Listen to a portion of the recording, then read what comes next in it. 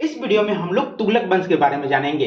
गुलाम वंश, खिलजी वंश के बाद सल्तनत काल का यह तीसरा वंश है तुगलक वंश। पिछले वीडियो में हम लोगों ने चर्चा किया था कि खिरीज खां जो कि खिलजी वंश के आखिरी शासक होता है, उसकी हत्या गाजी मलिक के द्वारा करके 1320 में तुगलक वंश की स्थापना किया जाता है और यह तुगलक वंश के रूप में दिल्ली सल्तनत पर गयासुद्दीन तुगलक के नाम से ये तुगलक वंश का शासक बनता है और ये पहला शासक होता है दिल्ली सल्तनत का जिसने सिंचाई के लिए नहर और कुएं का व्यवस्था करवाया था। पहला शासक है, याद रखेंगे। इसने दिल्ली के समीप तुगलकाबाद का भी निर्माण करवाया जो कि रोमन शैली में था और इसे 56 कोट के नाम से जाना जाता है। इसकी मृत्यु बंगाल अभियान के दौरान हो जाता है। ये बंगाल अभियान के दौरान जब बिहार से होते हुए लौटता है, ये देखिए भारत और यहाँ पे बिहार, ये बंगाल अभियान से जब लौटते हुए आता है तो इसके ही पुत्र जूना खां या उलूग खां के द्वारा लकड़ी का महल बनाया गया था। वहीं पे विश्राम करते हुए वहीं पे दब जाता है जिसके कारण से इसकी मृत्यु हो जाती है। इतिहासकार का मानना है कि जूना खां जो कि गयासुद्दीन तुगलक के पुत्र हैं के द्वारा जानकर मतलब जानबूझकर ऐसा महल बनाया गया था जिसमें कि उसके पिता की मृत्यु हो जाए, उसके बाद वो शासक बन जाए। खैर जो भी हो, लेकिन वही लकड़ी के महल में दब जाने के कारण गयासुद्दीन तुगलक की मौत हो जाती है। उसके बाद मोहम्मद बिन तुगलक 1325 में दिल्ली सल्तनत का गुलाम वंश का अगला शासक बनता है। 1325 ईस्वी में जब तुगलक वंश के शासक गयासुद्दीन तुगलक की मृत्यु हो जाती है तो उसी के पुत्र उलगू खां या जूना खां मोहम्मद बिन तुगलक के नाम से तुगलक वंश का शासक बनता है। यह मोहम्मद बिन तुगलक बहुत ही शिक्षित और विद्वान व्यक्ति था, लेकिन यह दुर्भाग्यशाली भी उतना ही था। ऐसा क्यों कह रहा हूं, आगे हम समझते हैं। मोहम्मद बिन तुगलक को रक्त पिपासु, स्वप्नशील या पागल कहा जाता था। भाई साहब, क्यों? इतने शिक्षित व्यक्ति है तो आखिर इसे रक्त पिपासु, स्वप्नशील, पागल क्यों कहा जाता था? तो हम लोग इसके बारे में चर्चा करेंगे कि कैसे दुर्भाग्यशाली था, इसने क्या क्या ऐसे निर्णय लिए जिसके कारण इसको पागल, स्वप्नशील और रक्त पिपासु कहा जाता था। इसका एक ही नीति सक्सेसफुल हुआ था, वो था अमीर एक कोही, जो किसानों के लिए एक विभाग बनाया गया था, अमीर एक कोही, यही सक्सेसफुल रहा। बाकी इसने राजधानी दौलताबाद लाया। राजधानी इसने दौलताबाद इसलिए लाया था क्योंकि ये भारत है देखिए और ये दिल्ली है। यहां से इसने राजधानी दौलताबाद यानी देवगिरी महाराष्ट्र के पास लेके आया, क्योंकि जब यहाँ पे दिल्ली में था तो दक्षिण साइड में बहुत ज्यादा विद्रोह देखा जा रहा था इसके शासनकाल में। तो इसने सोचा कि अगर हम राजधानी को दिल्ली से स्थानांतरित करके दक्षिण साइड में ही लेके जाएं तो वहां पे ज्यादा शक्तिशाली हम रहेंगे, वहां पे हमारा साम्राज्य अच्छा रहेगा, वहां पे हमारा प्रशासनिक व्यवस्था, क्योंकि जहां पे राजधानी रहता है वहां पे प्रशासनिक व्यवस्था अच्छा रहता है, यानी सारे चीज वहां पे ज्यादा रहता है, तो आसानी से दक्षिण साइड के जो भी विद्रोह है उसको दबाया जा सकता है। इस सोच के साथ ये अपने राजधानी को दौलताबाद स्थानांतरित किया। लेकिन जब ये स्थानांतरित किया तो बहुत सारे लोग, बहुत सारे सेना, इसके साथ दास जो भी थे इनके सेवा में, वो सारे लोग आएंगे। और उस टाइम तो न तो गाड़ी था, न सारे लोग पैदल ही आते, तो आने के क्रम में ही बहुत सारे लोग, लगभग सैकड़ों की संख्या में लोग मृत्यु हो जाती है उसके रास्ते में ही।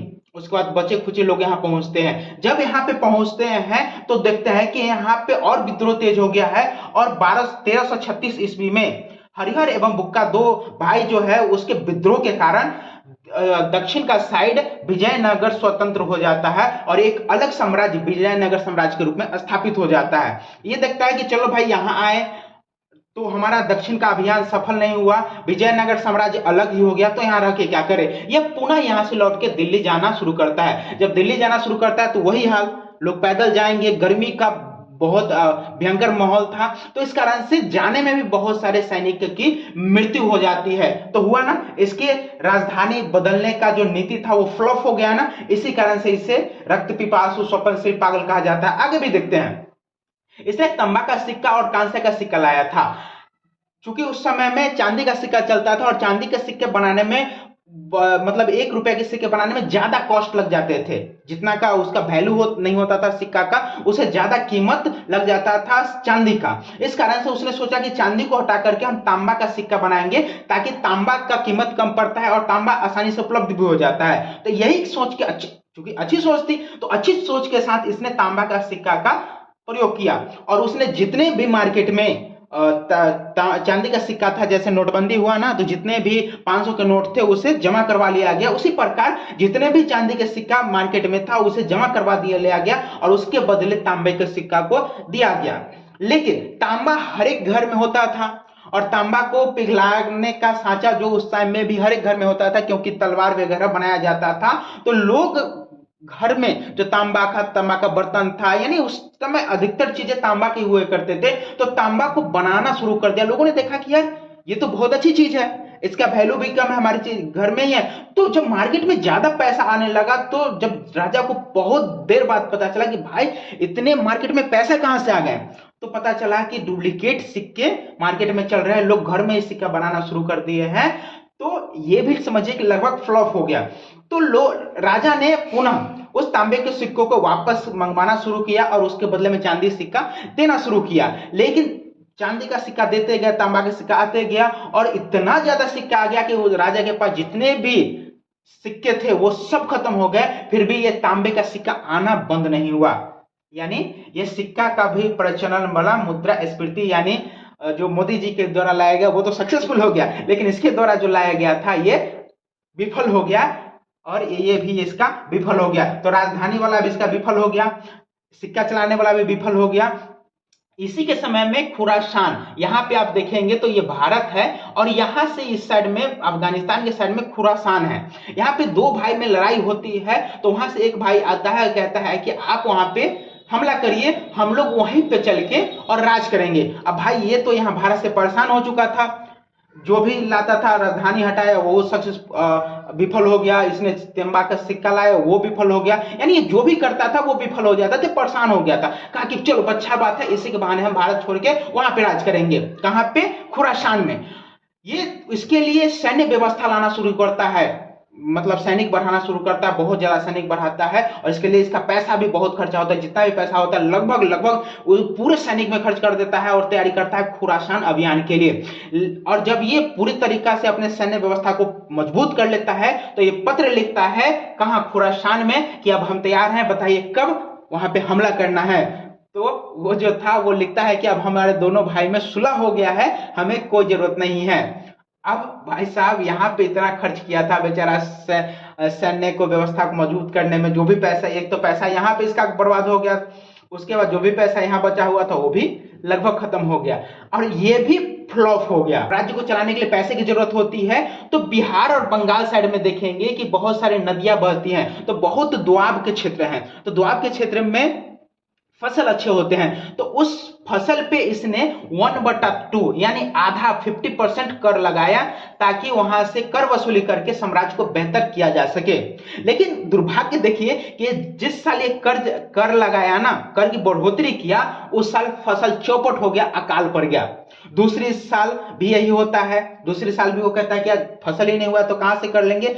तो ये राजा सोचता है कि शायद मैंने कर लगाया है ना, इस कारण से दोआब क्षेत्र में फसल अच्छा नहीं होता है, तो यह पुनः जैसे कर था वैसे ही कर देता है, तो उस साल बहुत ही अच्छा फसल होता है।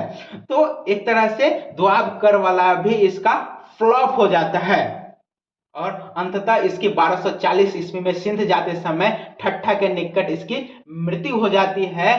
और इतिहासकार बदायूनी लिखते हैं इसके बारे में कि अंततः जब इसकी मृत्यु हो जाती है तो बदायूनी लिखते हैं कि अंततः प्रजा को राजा से और राजा को प्रजा से, मतलब राजा भी प्रजा से प्रसन्न था और प्रजा भी राजा से प्रसन्न था, दोनों को एक दूसरे से मुक्ति मिली। तक हम लोग गयासुद्दीन तुगलक और मोहम्मद बिन तुगलक के बारे में जान लिए हैं। अब मोहम्मद बिन तुगलक की मृत्यु के बाद फिरोज शाह तुगलक वंश का अगला शासक बनता है और ये 24 प्रकार के कष्टदार जो कर मोहम्मद बिन तुगलक के द्वारा लगाया जाता है उसको खत्म करके मात्र 4 प्रकार के कर, खराज, खस्म, जजिया, जकात। ये खराज जो है ये कर है, ये खस्म लूट के धन पर ये कर लगता है, जजिया गैर मुसलमान पे लगने वाला कर है और जकात गैर हिंदू यानी सिर्फ मुस्लिम पे लगने वाला ये कर है जकात। ये दोनों धार्मिक कर है। ये मात्र 4 कर रखा जाता है तो फिरोज शाह तुगलक के द्वारा 24 कर को खत्म करके। उसके बाद याद रखेंगे कि फिरोज शाह तुगलक पहला दिल्ली सल्तनत का पहला शासक है जिसने ब्राह्मण पे जजिया कर लगाया है। ब्राह्मण पे सबसे पहला दिल्ली सल्तनत का कौन है जो कर लगाया है जजिया कर, वो है फिरोज शाह तुगलक। और इसके साथ ही इसने सिंचाई कर भी एक नया कर के रूप में लाया, जिसका 1/10 भाग, कृषि का 1/10 भाग ये सिंचाई कर के रूप में लिया जाता था। फिरोज शाह तुगलक जो है, जब मोहम्मद बिन तुगलक की मृत्यु हो जाती है तो ये सबसे पहले मार्च में ठट्ठा में, जहां मोहम्मद बिन तुगलक की मृत्यु होती है, वहीं पे राज्याभिषेक करवाता है। उसके बाद अगस्त में, उसी साल के अगस्त में यह पुनः दिल्ली में अपना राज्याभिषेक करवाता है। याद रखेंगे, आपसे सवाल पूछा जाता है कि दिल्ली सल्तनत का वो कौन सा शासक है जो कि अपना 2 बार राज्याभिषेक करवाया है, तो फिरोज शाह तुगलक, एक ठट्ठा में और दूसरा गुजरात में, दिल्ली में। इसके साथ ही इसने कुछ नए नगर का भी स्थापना किया, जिसमें हिसार, फिरोजाबाद, फतेहाबाद और जौनपुर भी इसके द्वारा स्थापित किया गया है। फिरोज शाह तुगलक के समय ही फिरोजाबाद जो कि टोपरा मेरठ से 2 अशोक स्तंभ को उखाड़ करके दिल्ली में लाया जाता है। इसको very very important VVI point इसको आप लगा लीजिएगा, याद रखिएगा कि अशोक के स्तंभ मेरठ और फिरोजाबाद से किसके शासनकाल में दिल्ली लाया जाता है, तो फिरोज शाह तुगलक के समय में, याद रखेंगे। इसके द्वारा दीवान एक खैरात एक विभाग बनाया जाता है, जिसमें बच्चे यानी लड़की, मुस्लिम और विधवाओं के लिए इसमें सेवा प्रदान किया जाता है। दीवान एक खैरात की एक विभाग बनाया जाता है, इसलिए अभी बोला जाता है ना खैरात है का, तो यही खैरात, दीवान एक खैरात की शुरुआत फिरोज शाह तुगलक के द्वारा किया गया था, लड़की, विधवा और मुस्लिम महिलाओं के लिए। इसके दरबार में सबसे अधिक दास रहा करता था। ऐसा कहा जाता है कि लगभग 1,80,000 दास इसके शासनकाल में रहा करता था फिरोज शाह तुगलक के समय में। इसलिए इसने दीवान ए बंद खा यानी गुलामों के लिए एक विभाग बनाया था। कौन? फिरोज शाह तुगलक। इसने फतुहात ये फिरोज शाही के नाम से एक खुद का आत्मकथा लिखा है और इसकी मृत्यु 1388 में हो जाता है, याद रखेंगे। लेकिन उसके पहले हम लोग जान लेते हैं कि फिरोज शाह तुगलक के द्वारा चांदी और तांबा, पीछे हम लोगों ने मोहम्मद बिन तुगलक के बारे में देखा कि कैसे वो चांदी के बदले तांबा का एक सिक्का लाता है, वो भी फ्लॉप हो जाता है। इस कारण से फिरोज शाह तुगलक चांदी और तांबा के मिश्रण से एक नए सिक्का, जिसे अर्दा और बिक कहा जाता है, उसकी प्रचलन करता है। इसके मृत्यु के बाद नसरुद्दीन मोहम्मद तुगलक, जो कि तुगलक वंश का आखिरी शासक होता है, और इसी नसरुद्दीन मोहम्मद तुगलक के समय में तैमूर लंग का आक्रमण कहाँ होता है? दिल्ली सल्तनत पे होता है। और इसी के समय में, इसके समय में आखिरी शासक नसरुद्दीन मोहम्मद तुगलक के समय में जौनपुर एक स्वतंत्र राज्य के रूप में स्थापित होता है, और यहाँ का शासक मलिक सरवर, जो कि मलिक कुसर्क की उपाधि से, जो कि एक थर्ड जेंडर का यानी हिजरा होता है, वो यहाँ का, कहाँ का? जैनपुर का शासक बनता है, याद रखें।